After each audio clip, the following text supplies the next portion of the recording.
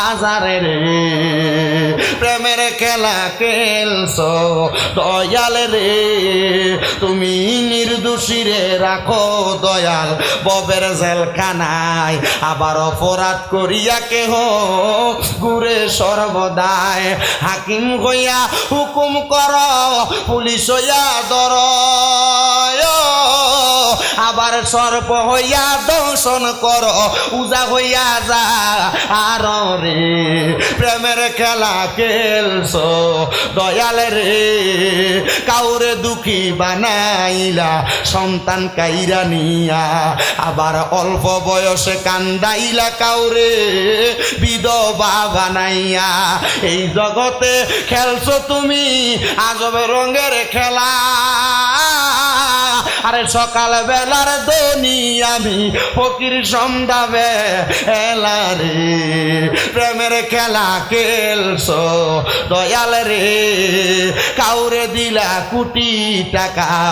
একটা সন্তান নাই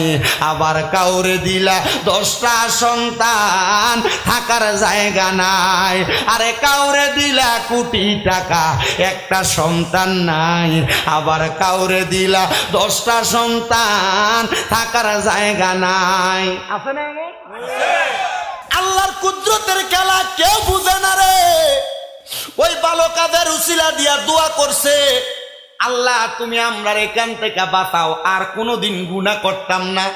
প্রতারণা করতাম না মানুষের সঙ্গে বেঈমানি করতাম না সাথে সাথে 3 পাথরের 1 পাথর সইরা গেছে ওই ব্যক্তি ডাক দিয়া বলেন এবার তোমরা দুইজনের এমন কোন ভালো কাজ আছে নাকি বলো